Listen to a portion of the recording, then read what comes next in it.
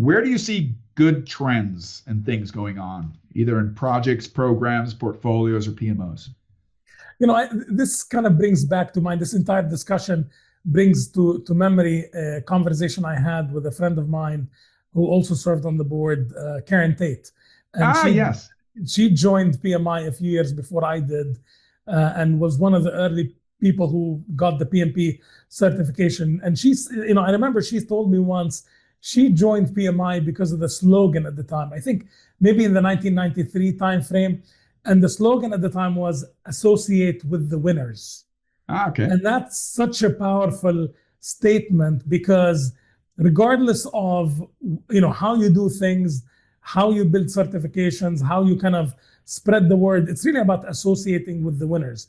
And I think this is one of the good parts of both project management and PMOs. There's a sense of optimism, and there's a sense that you do deliver value. Even sometimes when it's not quite tangible, there is an association with winners. There's an excitement about it.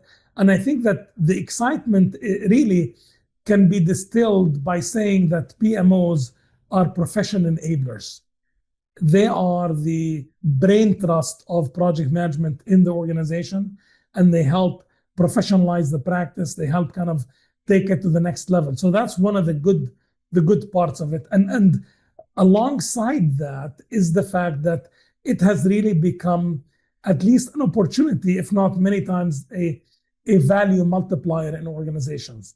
If you're able to lean into the business side, work alongside the colleagues so that you're actually not seen as an overhead, but rather right there in delivering value, it can really show a great deal of value to the executives that you're really helping the organizations grow, 10x, save significant amounts of money. It's no longer just simply about overhead and spending money, but rather, if you're speaking the language of the business, this is how much money I've saved you.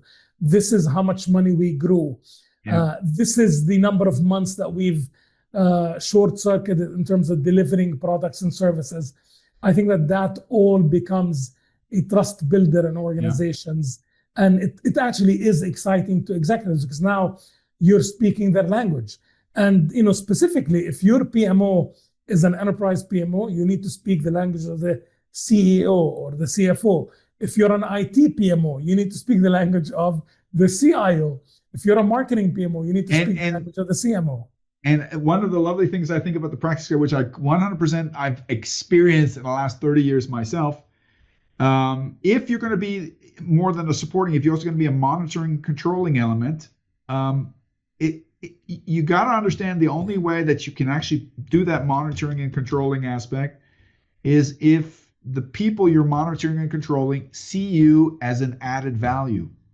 Mm-hmm. If they just see you as a pain in the butt that's slowing them down, who doesn't know what the heck their needs and problems and challenges are, but you want to torture them with some stupid Excel sheet, that process is not going to fly. And I'll give you a very practical and real world example. In one of the PMOs that I led, I had two project management type people who were more project reporter than really project manager in that context. One of them literally took a chair, sat down in the same space as the business, worked with the business team day in, day out. When there was a task that needed to be done, even if it was not the project manager task, if he could contribute, he jumped in and helped them do it. When they argued, he argued with them. When they celebrated, when they cried, he cried with them. Very much embedded himself. You have to be, I'm going to rephrase it. I think what you're talking about is if you become aloof as a PMO, you lose support. It's okay to have referent power in the sense that people look up to you for how, your expertise and what you all know.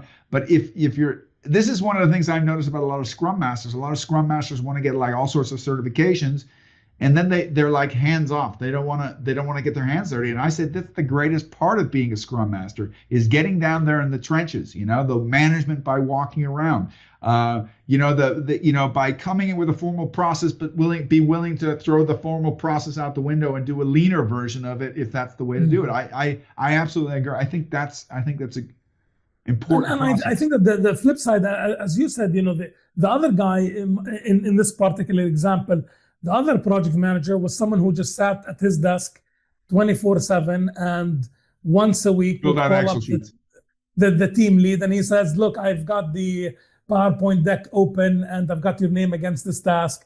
What % complete are you?